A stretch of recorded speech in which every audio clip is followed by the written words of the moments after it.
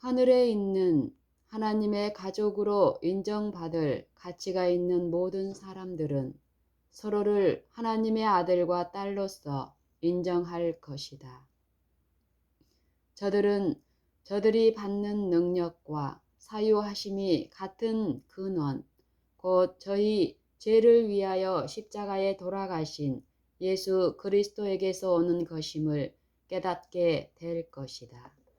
저들은 성도의 강명한 집회에 참여하고 의의 흰 두루마기를 입기 위하여 저희 품성의 두루마기를 주님의 피로 씻고 그리스도의 이름으로 하늘 아버지의 간합하심을 받아야 한다는 사실을 알고 있다. 그리스도 안에서 하나가 된 하나님의 자녀가 되었을 때 예수님께서는 계급제도, 사회적인 차별, 피부색, 인종, 지위, 재물, 가문 및 영달을 근거로 하여 사람들이 차별하는 것을 어떻게 보실 것인가? 연합의 비결은 그리스도 안에 있는 신자들의 평등 사상에 있다. 모든 분열, 불화 및 차별의 근본 원인은 그리스도에게서 이탈되는 데 있다. 그리스도는 모든 신자들의 매력이 이끌려야 할 핵심이시며 우리가 그 핵심에 가까이 접근하면 할수록 우리는 감정, 동정심, 사랑 및 예수님의 품성과 형상으로 자라는 일에 서로 공감하게 될 것이다. 하나님께서는 차별 대우하는 일이 없으시다. 예수님께서는 세속적인 허식의 무가치함을 아셨고 그러한 허식적인 과장에 대하여 전혀 관심을 보이지 않으셨다. 영혼의 존엄성, 품성의 고상하심 및 원칙의 고결함을 갖추신 주님께서는 세상의 헛된 풍조를 훨씬 초월하고 계셨다. 비록 선지자는 주님을 가리켜 그는 멸시를 받아서 사람에게 실어버린 바 되었으며 곤고를 많이 겪었으며 질고를 아는 자라고 묘사하였으나 주님께서는 세상의 고귀한 인물들 중에서도 가장 고귀하신 분으로 존경을 받을 수 있었을 것이다. 이사야 53장 3절. 만일 주님께서 저들의 호의를 받으시기 위하여 자신을 낮추셨다면 인간 사회의 가장 우아한 계급의 인사들이 주님을 모셨을 것이다. 그러나 주님께서는 인간의 칭찬을 원치 않으셨으며 모든 인간적인 영향에 관계없이 행동하셨다. 천국의 명예와 영광을 버리시고 세속적인 화려함을 소유한 일이 없으시며 사치에 방종하지 않으셨고 아무런 화려한 장식을 달지 않으셨으며 다만 겸비의 생애만을 유지하신 주님께 있어서 재물, 지위, 온갖 세속적인 계급 및 인간적인 위대성의 구별 등은 모두 다 너무나도 사소하고 보잘것 없는 것이었다. 가난에 쪼들리고 생활 염려에 억눌리며 수고에 지친 비천한 사람들이 예수님께서 저들의 시련을 이해하지 못하시며 저들이 받는 환경의 압력을 알지 못하시며 저들의 궁핍과 슬픔을 동정하실 수 없는 분처럼 생각해야 할 만한 아무런 이유와 모본을 주님의 생애에서 발견할 수 없을 것이다. 주님의 겸비하신 일상적 생애의 낮은 수준은 주님 자신의 비천한 출신과 환경에 조화되는 것이었다. 무한하신 하나님의 아들이시며 생명과 영광의 주님께서 가장 비천한 생애를 맛보시기 위하여 굴욕적인 생애를 사셨으므로 아무도 자기 자신이 주님의 돌보심에서 제외되었다고 생각할 수 없을 것이다. 주님께서는 당신 자신에게 모든 사람들이 접근할 수 있게 하셨다. 주님께서는 사람들을 편애하여 사귀며 다른 모든 사람들을 도외시하기 위하여 소수의 사람을 선택하여 접근하지 않으셨다. 보수주의적 사상이 자기 동료들과의 접촉을 차단해 버릴 때, 특히 이러한 일이 하나님의 자녀들이라고 스스로 공언하는 사람들 사이에서 발견될 때, 이것은 하나님의 성령을 슬프시게 한다. 그리스도께서는 신성과 연합하게 될 때에 어떠한 완전한 인성을 이룰 수 있는지 그 모본을 보여주시기 위하여 이 세상에 오셨다. 주님께서는 당신의 자비와 동정심과 사랑을 나타내 보이심으로 위대성의 새로운 국면을 세상 사람들에게 증거해 보이셨다. 또한 그분께서는 인간에게 하나님께 대한 새로운 해석을 주셨다. 주님께서는 인류의 머리로서 자비와 공의를 화목시킨 의를 드러낸 거룩한 정부의 원리 가운데 있는 교훈들을 인간에게 가르치셨다. 자비와 공의를 화목시키는 일에 있어서 죄와의 어떤 타협도 없었으며 공의의 어떤 주장도 무시되지 않았다.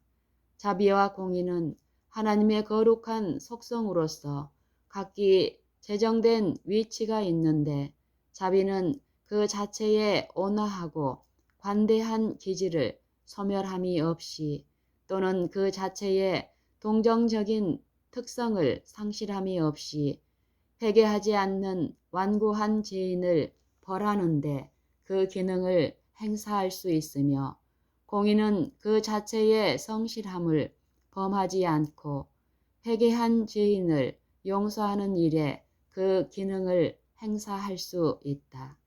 그리스도께서 인성을 쓰시고 거룩한 속성을 취하셨으며 인성과 신성 사이에 십자가를 세워 하나님에게서 죄인을 분리시킨 깊은 구덩이를 메꿈으로써 이 모든 것이 가능하게 되었다. 이는 실로 천사들을 붙들어 주려 하심이 아니요 오직 아브라함의 자손을 붙들어 주려 하심이라. 그러므로 저가 범사의 형제들과 같이 되심이 마땅하도다. 이는 하나님의 일에 자비하고 충성된 대제사장이 되어 백성의 죄를 구속하려 하심이라. 자기가 시험을 받아 고난을 당하셨은즉 시험 받는 자들을 능히 도우시느니라. 히브리서 2장 16절로 18절. 우리에게 있는 대제사장은 우리 연약함을 채울하지 아니하시는 자가 아니요 우리에게 있는 대제사장은 우리의 연약함을 채울하지 아니하는 자가 아니요 모든 일에 우리와 한결같이 시험을 받은 자로되 죄는 없으시니라. 히브리서 4장 15절. 대제사장마다 사람 가운데서 취한 자이므로 하나님께 속한 일에 사람을 위하여 예물과 속죄하는 제사를 드리게 하나니, 저가 무식하고 미혹한 자를 능히 용납할 수 있는 것은 자기도 연약에 쌓여 있음이니라. 이러므로 백성을 위하여 속죄제를 드림과 같이 또한 자기를 위하여 드리는 것이 마땅하니라. 이 종기는 아무나 스스로 취하지 못하고 오직 아론과 같이 하나님의 부르심을 입은 자라야 할 것이니라. 또한 이와 같이 그리스도께서 대제사장 되심도 스스로 영광을 취하심이 아니요 오직 말씀하신 이가 저더러 이르시되 너는 내 아들이니 내가 오늘날 너를 낳았다 하셨고 또한 이와 같이 다른데 말씀하시되 네가 영원히 멜기세덱의 반차를 좇는 제사장이라 하셨으니 그는 육체에 계실 때에 자기를 죽음에서 능히 구원하실 이에게 심한 통곡과 눈물로 간구와 소원을 올렸고 그의 경외하심을 인하여 들으심을 얻었느니라. 그가 아들이시라도 받으신 고난으로 순종함을 배워서 온전하게 되었은즉 자기를 순종하는 모든 자에게 영원한 구원의 근원이 되시고 히브리서 5장 1절로 9절. 예수님께서는 인간적인 노력에 도덕적인 능력을 결합시키기 위하여 오셨으며 당신을 따르는 사람들은 범사에 저들의 모본이 되시는 그리스도의 모습을 저들의 시야에서 떠나게 하는 일을 결코 허용해서는 안 될 것이다. 주님께서는 또 저희를 위하여 내가 나를 거룩하게 하오니 이는 저희도 진리로 거룩함을 얻게 하려 함이니이다 라고 말씀하셨다. 요한복음 17장 19절. 예수님께서는 당신의 백성들이 진리를 바라보고 또한 바라봄으로 변화될 수 있으며 당신의 은혜로 말미암아 범죄에서 순종으로 불순결에서 순결로 또한 죄에서 마음의 거룩함과 의로운 생애로 변화될 수 있도록 하시기 위하여 저들에게 진리를 증거하셨다. 구원받은 사람들 중에 어떤 사람들은 생애의 마지막 시간에 이르러서 그리스도를 붙잡게 될 것이며 저들이 죽기 이전에 구속의 경륜을 완전히 이해하지 못한 사람은 천국에서 교육을 받게 될 것이다. 그리스도께서는 구원받은 사람들을 생명 강가로 인도하실 것이며 저들이 세상에 있을 때에 이해할 수 없었던 것을 저들에게 가르치실 것이다. 아버지께서 나를 보내신 것 같이 나도 너희를 보내노라. 요한복음 20장 21절. 우리는 그리스도와 그분의 사도들이 행한 것처럼 예수 안에 있는 진리에 대하여 확실한 증거를 전해야 한다.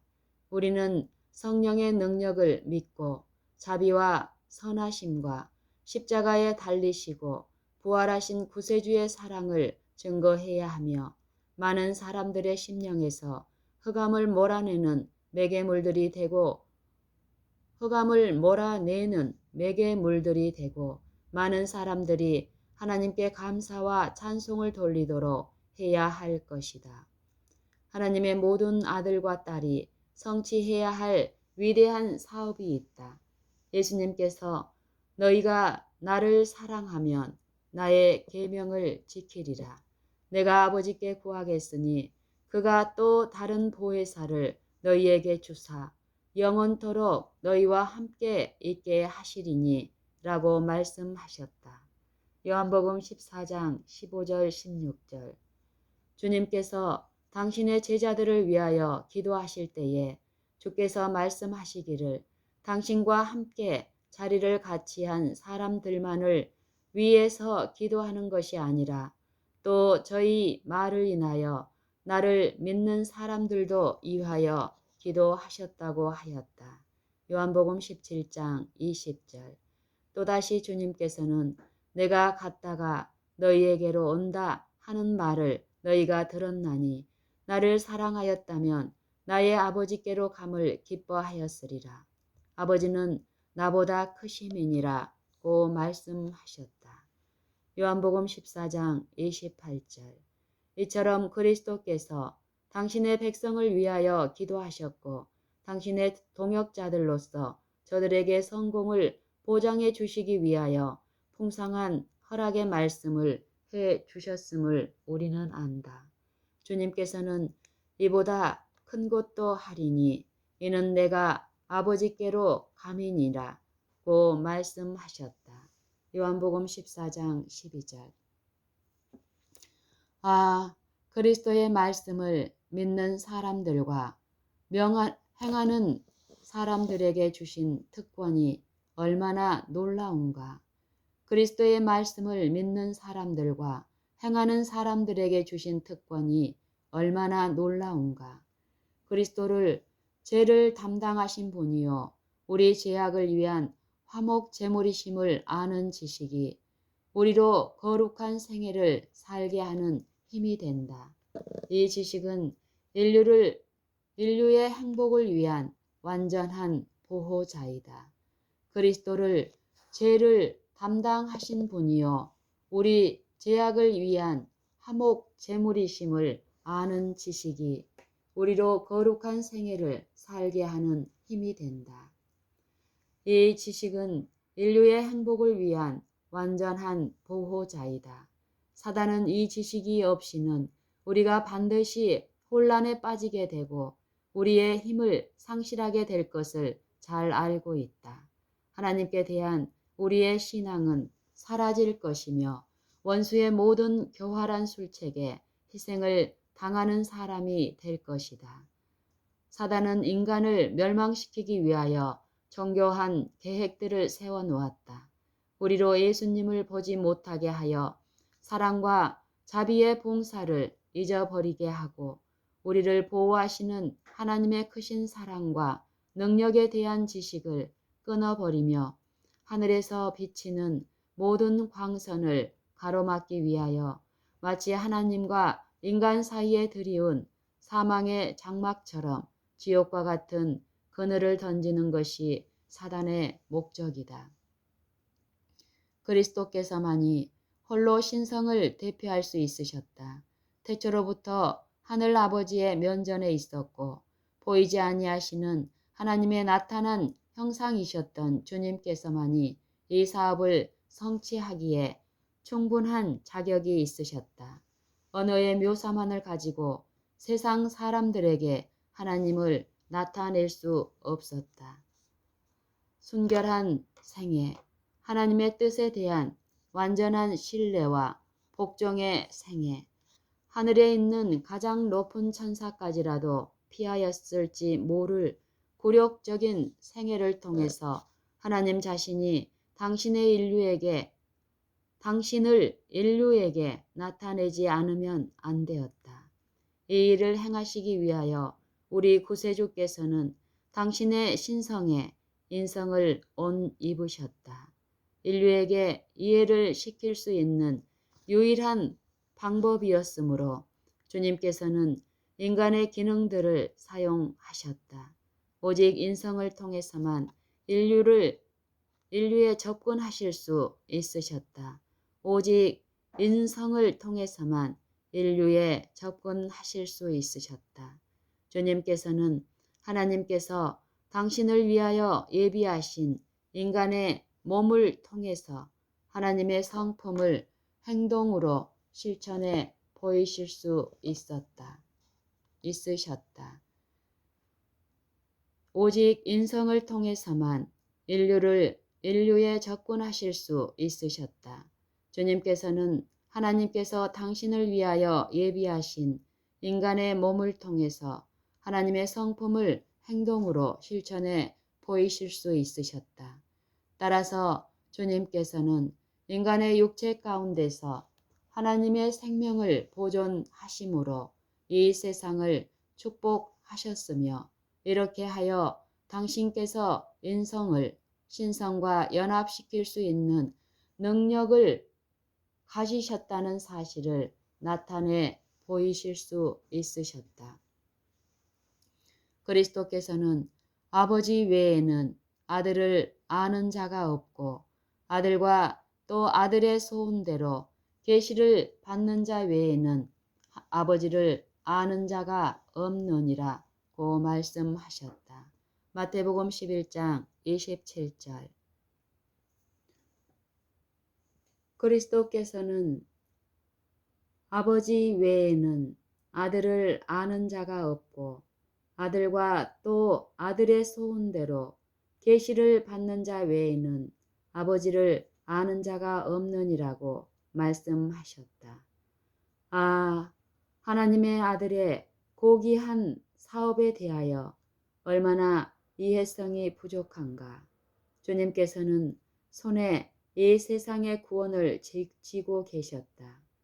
사도들에게 하신 명령은 오늘날 이 시대에 당신을 따르는 사람들에게도 똑같이 주신 명령이다.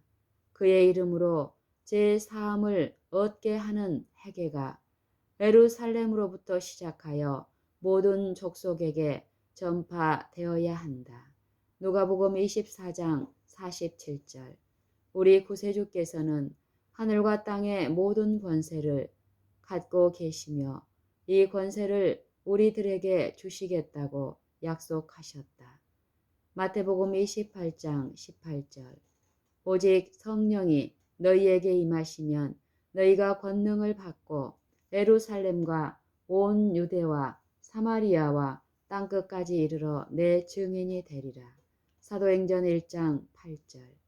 비록 교회가 가난하고 교육이 없는 무명의 인사들로 구성되었다고 할지라도 만일 저들이 믿고 기도하는 성도가 된다면 저들의 감화력은 이때와 영원한 시대를 통하여 감동을 줄 것이며 저들이 단순한 믿음으로 나아가고 하나님의 말씀에 허락들을 신뢰한다면 저들은 큰 사업을 성취할 수 있을 것이다. 저들이 빛을 발한다면 저들 안에서 그리스도께서 영광을 받으실 것이며 하늘 왕국의 사업은 발전할 것이다. 저희가 하나님께 대한 개인적인 책임을 자각한다면 저들은 활동할 기회들을 찾을 것이며 세상을 위한 빛으로서 저희 빛을 발할 것이다. 따라서 저들은 영혼 구원을 위한 하나님의 계획을 수행함에 있어서 성실함과 열정의 모본을 보이는 사람들이 될 것이다.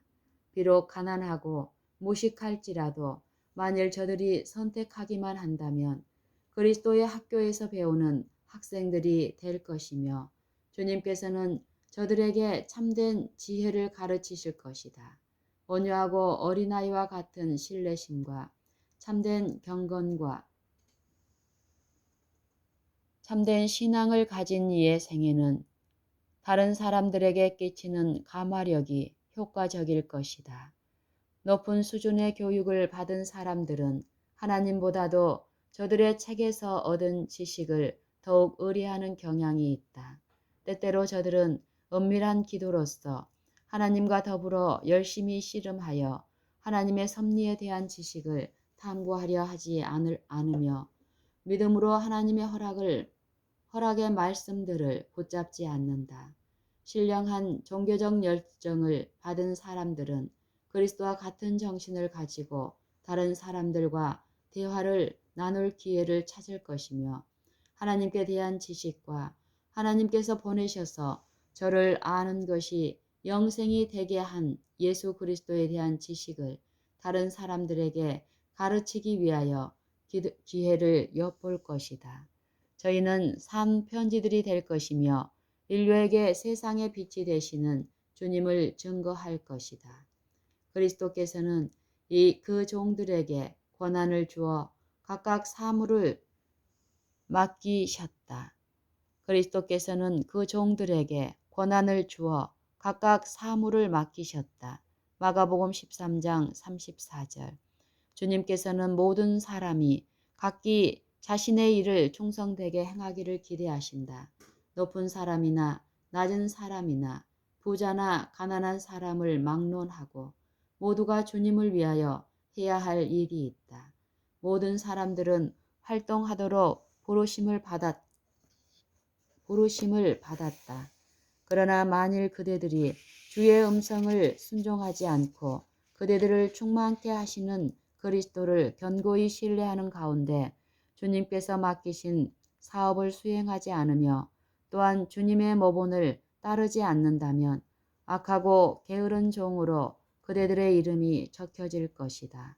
받은 빛을 다른 사람들에게 전달하지 않고 그대들의 빛을 발하지 않는다면 그 빛이 꺼져 캄캄하게 될 것이며 그대들의 영혼은 두려운 시험에 쌓이게 될 것이다.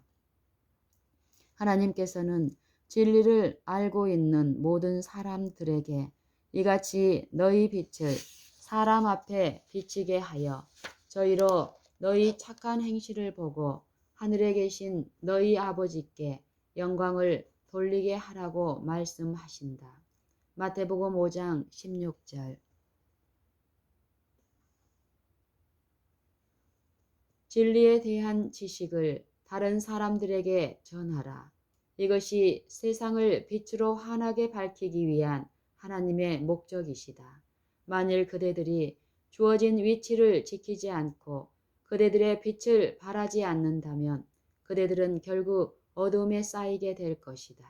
하나님께서는 하늘 가족의 모든 아들, 딸들이 완전히 준비하고 있다가 언제든지 행동이 요구될 때에 그 대열에 뛰어들 수 있기를 요구하신다. 예수님의 사랑으로 부드러워지고 동정심으로 가득 차게 된 심령은 주 예수님의 보석 상자에 담을 귀중한 보석들을 발견하게 될 것이다. 그리스도께서 사단의 유혹을 이겨냄에 있어 아담이 에덴 동산에서 유혹을 받았을 때처럼 유리한 입장에서 황막한 광야에 처하여 계시지 못하였다. 하나님의 아들께서는 자신을 낮추셔서 인류가 에덴 동산을 떠나 4,000년 동안 유리방황하며 본래의 순결과 정직에서 떠난 그 인성을 취하셨다. 죄는 여러 세대를 통해서 인류에게 무서운 형적을 남겨놓았으며 신체적, 정신적 및 도덕적인 타락이 전 인류 세계에 편만하게 되었다. 아담이 에덴 동산에서 마귀의 유혹을 받았을 때에 그는 죄에 오염되지 않은 상태에 있었다. 그는 모든 생리기관과 기능들을 알맞게 개발되어 있었으며 잘 조화된 균형을 이루고 있었다. 시험의 광야에 계신 그리스도께서는 아담이 실패한 그 경험을 견디시기 위하여 아담의 위치에 서 계셨다. 여기서 그리스도께서는 아담이 에덴 동산에 빛을 등진 지 4,000년이 된 그때에 죄인들을 대신하여 시험을 이기셨다.